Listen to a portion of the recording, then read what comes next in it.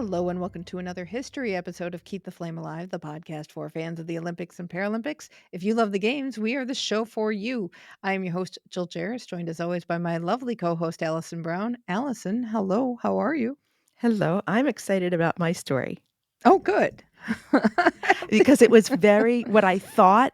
I mean, this is kind of why we do this. What I thought I remembered was not what actually happened Oh, okay. So it's nice to set the record straight in in our my own brain. brains. Oh, man.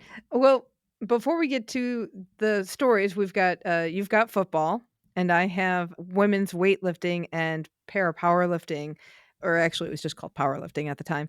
Women were in Sydney for the first time for those two events, and we'll get to that. But we wanted to give you a heads up. We are soon going to be celebrating the milestone of producing 400 regular episodes, and we are going to have a party to celebrate. Episode 400 is going to drop on July 17th. So, sometime ahead of that, we are going to open up our phone lines so we can chat with you about anything related to the Olympics and Paralympics. And by phone lines, I mean our online recording studio where we can have multiple people in here at once. In the past, we've done call in shows one on one. Now we're just going to have conversations with everyone here. So if you come in, you're going to come in, hang with us, have a conversation. If anybody else comes in, they will join in whatever conversation we have. It's just like if you're at a party and there's a group of people and you walk up and maybe somebody walks away for a while and people come and go. So we're going to try that out and see what kind of fun we can make of it. We will have more details in future episodes and on our Facebook group, Keep the Flame Alive podcast, but do mark your calendars for July if you want to come and hang out with us. Back to our regular monthly history episode. Every year we pick one particular games to look at all throughout 2025. That is Sydney 2000, as it is the 25th anniversary of those games. We are talking about women's weightlifting and powerlifting and also football. You went first last time, so I will go first this time. And let's get the weird stuff out of the way first.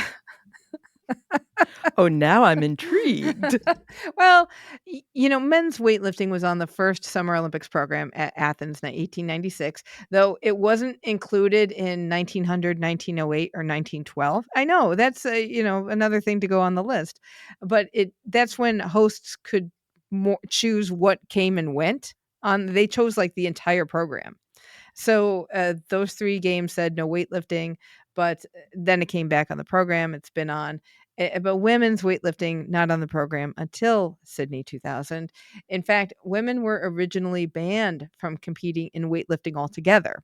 The Constitution of the International Weightlifting Federation stipulated that the sport was for men only. Is this a uterus thing again? Don't know.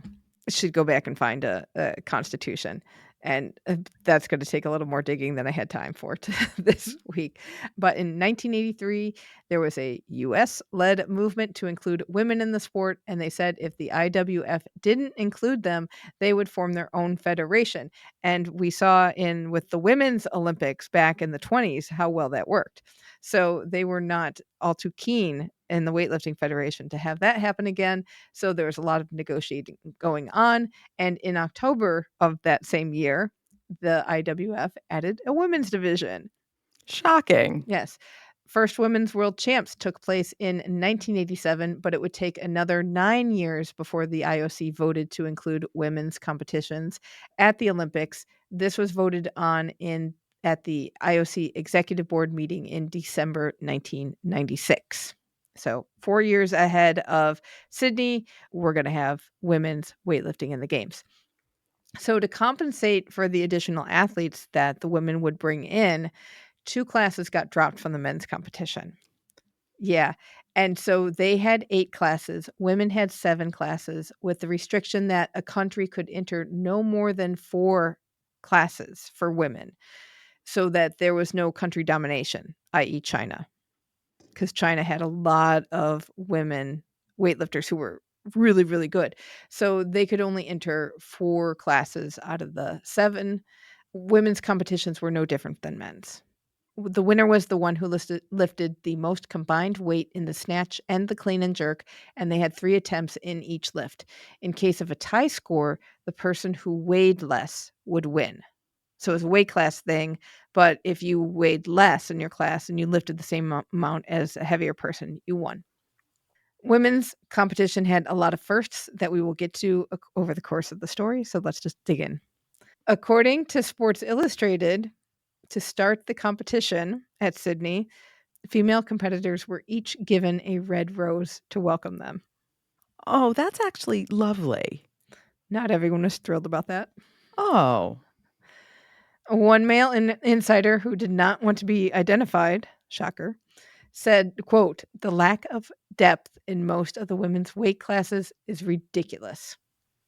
sounds like he needed a rose. Competition started with the flyweight class, and true to weightlifting's problematic history, the very first women's gold medalist, Bulgarian Isabella Dragneva, tested positive for the diuretic furosemide and was stripped of her medal 5 days later. Of course, if you remember our Seoul 1988 weightlifting story, this is not Bulgaria's first time with having an issue of doping with weightlifting. The whole Bulgarian weightlifting team withdrew from Seoul after 2 Bulgarians were caught using the same diuretic. At Sydney, IOC executive board member and vice chair of the IOC Medical Commission, Jacques Rogue, said that in total, 3 Bulgarians, Dragneva, men's bronze medalist Sevdalin Minchev, and silver medalist Ivan Ivanov, all tested positive. The IWF banned them, trumping Juan Antonio Samaranch's initial statement that the Bulgarians would have to pay a $50,000 fine to stay in the weightlifting competition. So for once, the IOC said, "Oh, we can make this better," and the IWF said, "No, not Probably doing for the it." first and last time. Right? So Dragneva's disqualification meant that American Tara Knott moved up to first place in the 105-pound class. So she became the U.S.'s first gold medalist in weightlifting since 1960. She actually lifted the same amount as silver medalist Indonesian Rema Lisa Rumbawaz, but not lifted. She won because she had the lower body weight. And according to ESPN, Knott skipped the redo medal ceremony that they had so that she could cheer her teammate Cheryl Hayworth on in the super heavyweight class. And someone from the USOC filled in for her at this do-over ceremony. You had a fake medalist up there? I guess so. I I can't imagine they made a huge deal out of it. It was just kind of like, here you go. But that I thought was interesting. She's like, no, I'm gonna cheer my teammate on. Good on her, actually. The lightweight class was one where a Chinese lifter would have been the favorite had China entered this class. But because they weren't there, that made North Korean Ri Song Hui the one to beat. So Ri was in the lead after the snatch with Mexican Soraya Jimenez just 2.5 kilograms behind her. Jimenez was the niece of 3-time Olympic equestrian Manuel Mendeville. Did she lift the horses for him? I don't know, but it could have probably. She was a medal contender in her own right. In the clean and jerk portion, Ri took too much time getting onto the platform and couldn't get her second lift off within the time limit. So her lift was denied. North Korea protested. The protest was denied, paving the way for Jimenez. Jimenez had a clean lift on a much heavier third lift to Ri. So she took home the gold and became the first Mexican female to win an Olympic gold medal. Jimenez retired after Sydney and unfortunately suffered a fatal heart attack in 2013 at the age of 35. Oh. Rounding out this podium was Kasara Pornsuta, who was the first Thai woman to ever win an Olympic medal. So we've talked before about the strategy in weightlifting, about how you choose your weight and then other people choose their weight and then people go back and forth and scratch and change their weights all the time. And had different choices been made in the strategy, the podium for the light heavyweight class would have been different. It also had a tie score for gold with Lin Weining of China beating Erzsébet Marcus Pereshtegi from Hungary because Lin weighed less. However, India's Karnam Maleswari had also been in the mix, having prattled pre-Sydney allegations of drinking beer and eating the wrong kinds of food, like a lot of fried food. Maleswari could have won gold if it weren't for choosing the wrong weight for her final lift. So she was clean all competition, but on her last lift, she decided to lift 137.5 kilograms rather than 137. She failed, and that gave her the bronze, just 2.5 kilograms outside of gold. If she had made her original choice, she would have won. But instead, she took on the bronze. But she was also the honor of being the first Indian female to win an Olympic medal. And although that was a huge honor, Maleswari told Sports Star in 2024 that it took a couple of days for anyone from India beyond her fellow weightlifters and officials to really celebrate her historic achievement. So that goes to show you what India was thinking of their women at the time. She was told that the chef de mission and others celebrated while they were watching other events. But Nice. it yeah, and then she's like, "Well, can I go home?" And the chef de mission said no, and India brought her husband over instead so that they could be together. They had been apart for quite some time while she was preparing in the run up to the game. So they celebrated, and then I guess there was a big celebration upon coming home as well. As we move up to the women's heavyweight category, there was a three-way tie for gold, so it went to body weight. Colombian Maria Isabel Urrutia, who had competed at Seoul 1988 in shot put and discus, walked away with the gold here.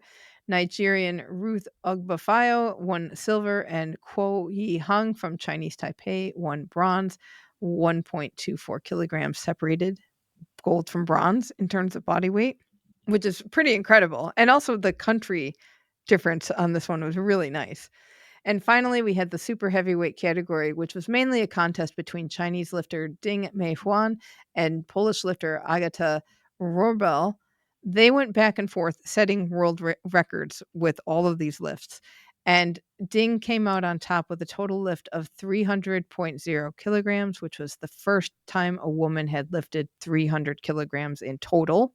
Bronze went to American Cheryl Hayworth, who was 25 kilograms behind silver medalist. Yeah, I mean, it was really no contest. Although Cheryl said that she could have lifted more, she stuck with their game plan and lifted what she needed to lift to get on the podium to give Team USA better results so that they could better recruit for following years. Hayworth went on to compete at 2004 and 2008, but did not medal. She retired in 2010.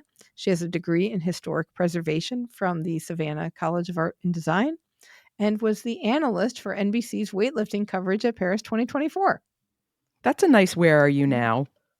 Sadly, we have a not so nice "Where Are You Now?" from silver medalist Agata Orbel. She has had a pretty tough life in recent years. According to a Google Translate of stories from Gimnazjak.pl, which is a Polish sports website, she went on to win an Olympic bronze at Athens 2004 and had a host of other national, European, and world successes. So she seemed to be pretty popular in Poland. But she contracted hepatitis C in 2006, did make a comeback in 2010, winning another national title and placing 8th at European Championships before retiring for good and retreating from public life. So, but this year she has been back in the news as she has had more health problems. She has been suffering from depression and diabetes. She announced she's losing her vision and has had a lot of debt and expenses related to her health. The government has stepped in to give her a life annuity to help with these expenses. So it seems like nobody knew what was going on until she posted something on Facebook, and then the response has been pretty overwhelmingly positive. Another fun fact from women's weightlifting, the very first woman to lift at an Olympics was Dika Tua from Papua New Guinea. She finished 10th in her class. That was the first of 5 Olympics for her. She last competed at Tokyo 2020, placing 9th. And weightlifting is not known for its longevity. No, no. And that's when you think about 5 Olympics, I believe she missed. So there's 2004, 8, 12.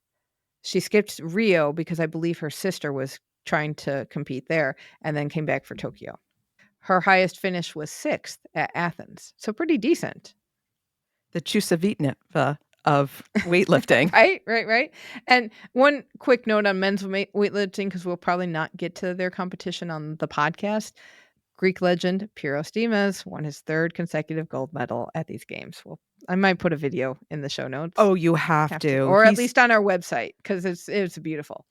So, women also debuted in powerlifting at the Sydney 2000 Paralympics. 92 women competed in 10 weight classes. They had the same number of weight classes as men did. Powerlifting has an interesting history in the Paralympics. So, from 1964 to 1980, it was a men's only version of weightlifting, which was a dead bench press with a lift starting at the chest. So, they laid on the bench and the lift started down at the chest and they pressed up.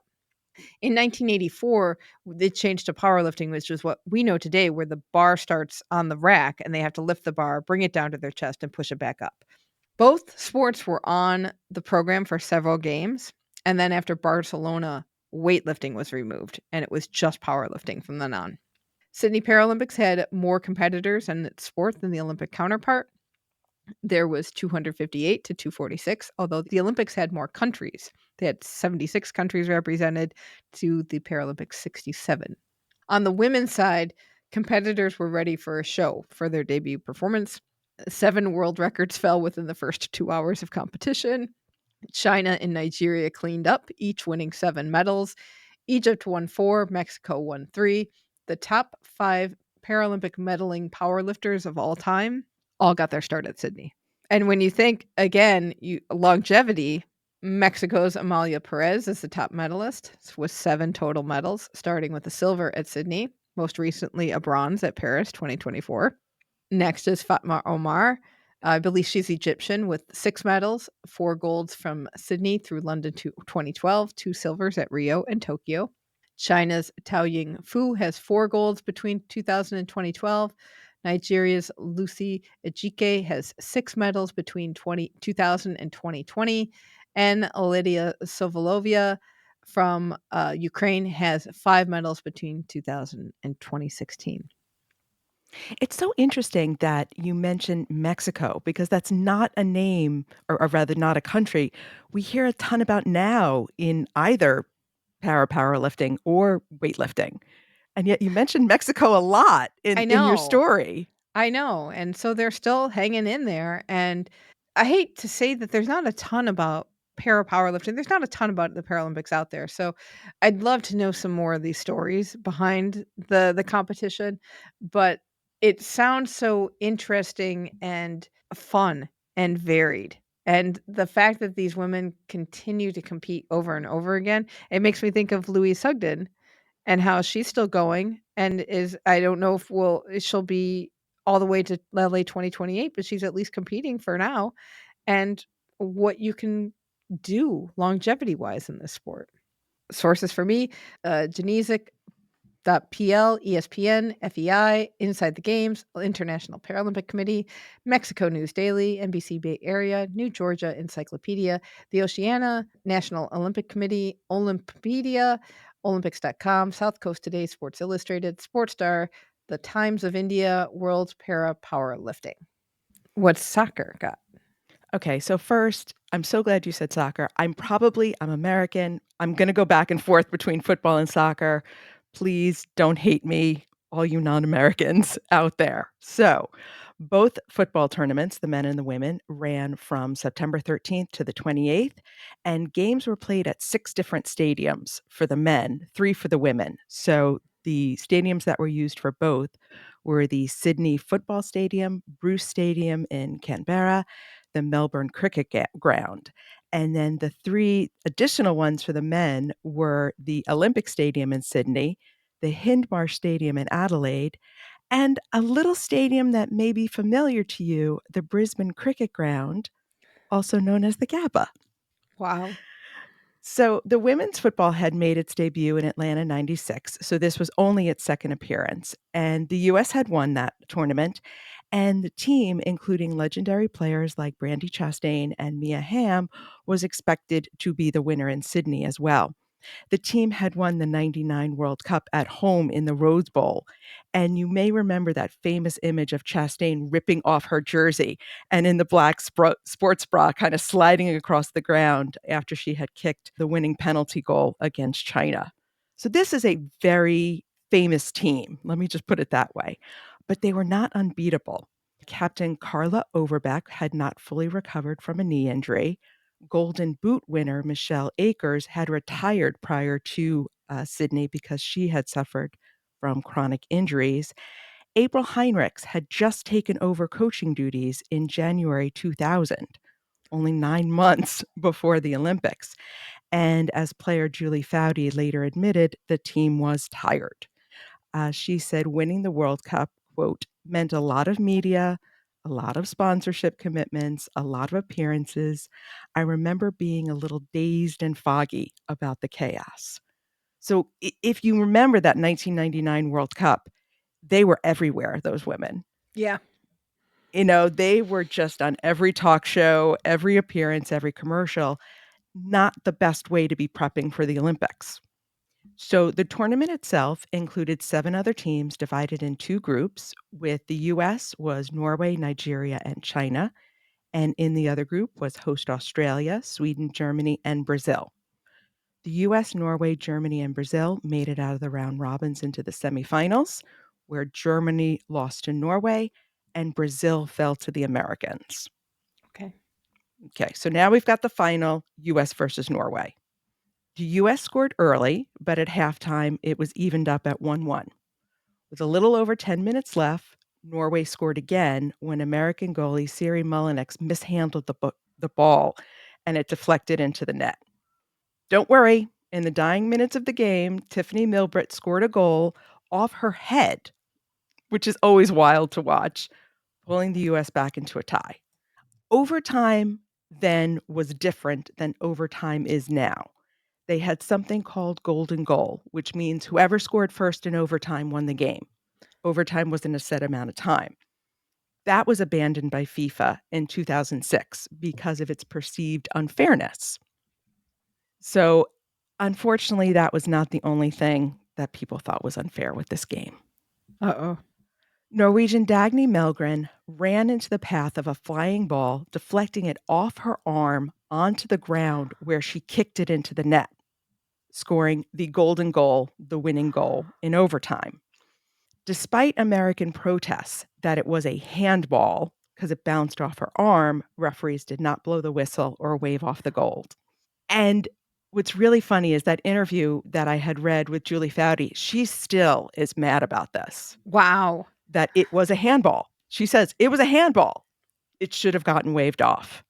So they ended up with silver, Norway with the gold. The American women, as we may realize, have recovered. They won the next Olympic title and most recently this summer in Paris. They've got a few medals in their wallet. Norway has not won a women's football medal in the Olympics since Sydney. Wow. That is very interesting. So the men's tournament was equally wild, if not more so.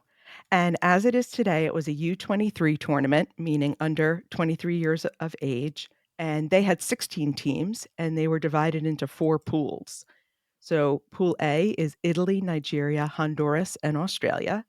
B, Chile, Spain, South Korea, and Morocco. C was the Czech Republic, Kuwait, Cameroon, and the USA men. The D, USA men qualified? the USA men qualified, and we're going to talk more about them. And D was Slovakia, South Africa, Japan, and powerhouse Brazil. The US, Japan, Italy, Spain, Brazil, Chile, Nigeria, and Cameroon made it out of the round robin. Because there's 16 teams, we've got quarterfinals in the men's tournament, unlike the women's tournament that went right to the semis. And this was the first time the US had made it out of the group stage of Olympic men's football since the 2-stage format was introduced in 1960. Have they been out since? It's funny you asked that. Only in Paris 2024. The only time the US men have won a medal, 1904.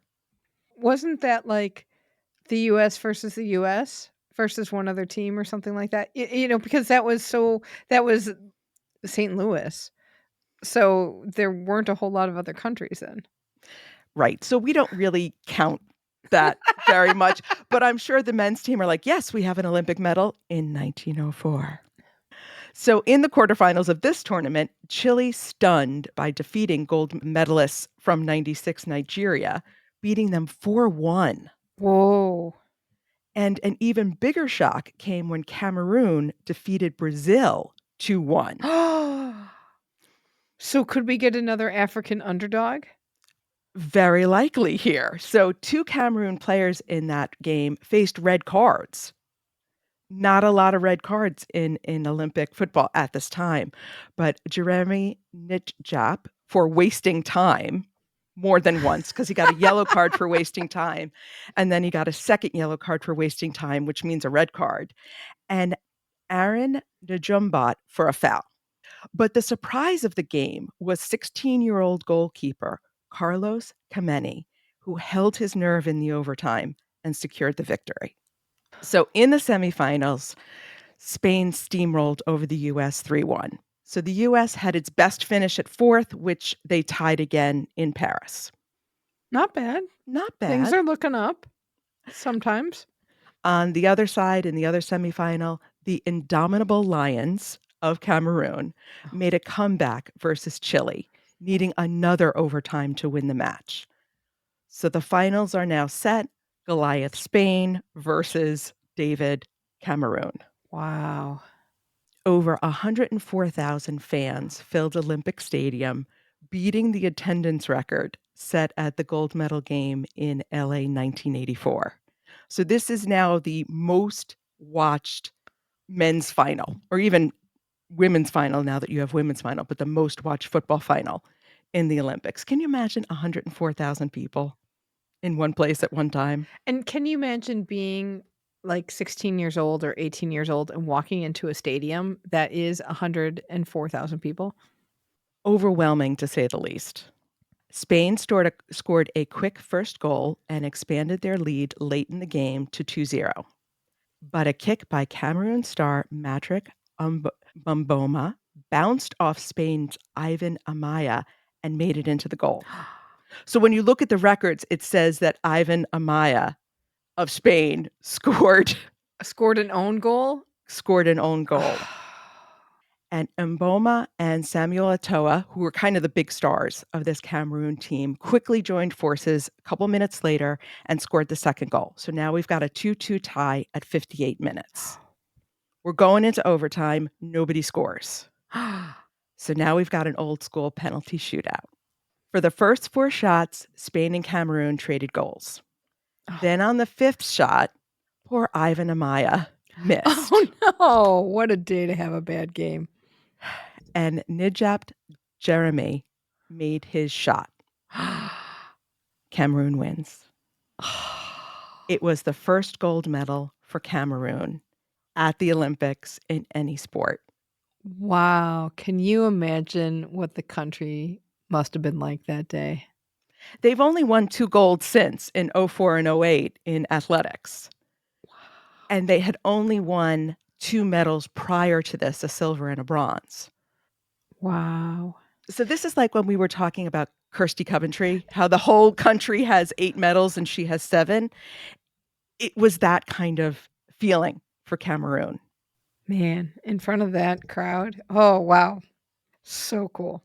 Many of these players went on to have very successful professional careers. I didn't find any sad stories from Good. these Cameroon players, so I was very relieved. But this was my favorite little bit that I came across years later in 2020. Striker Patrick Sufo did an interview with ESPN on the 20th anniversary, and he had said, quote, "We hadn't necessarily gone to Sydney to win. We'd gone for an adventure." Oh, And what that's an adventure these kids had. I mean, the oldest was all of 21, 22. So what a joy to watch that ending because they all held their nerve, especially that goalie. Can you imagine? Carlos Kameni was 16 in a penalty shootout in the Olympic gold medal match, and he hung in there. And he made that one save against Amaya. That was everything. wow. Wow, that is a good story to end on. Woo! What are your Oh, sources? sources. I've got ESPN, Tampa Bay Times, Olympics.com, FIFA, Parramatta History and Heritage, Sporting News, LA Times, and Transfer Market. Excellent. Well, that will do it for this episode. Let us know what you remember from Sydney 2000. And you can get a hold of us through our Facebook group. It's Keep the Flame Alive Podcast. Email us at flamealivepod@gmail.com. You can call us on the voicemail or text us at 208-352-6348. That's 208 Flame It. And if you need more Olympics and Paralympics in your life, and who doesn't, sign up for our newsletter at flamealivepod.com. We'll have a link to that in the show notes. Next week, we will be back with a rekindled episode. It is going to be the week before Memorial Day in the US, so we are bringing back one of our favorite interviews in case you missed it. We are hearing from Samantha Schultz because she's dealing with an eating disorder, and this will be part of our mental health series that we are also doing in May. So please look forward to that. Thank you so much for listening, and until next time, keep the flame alive.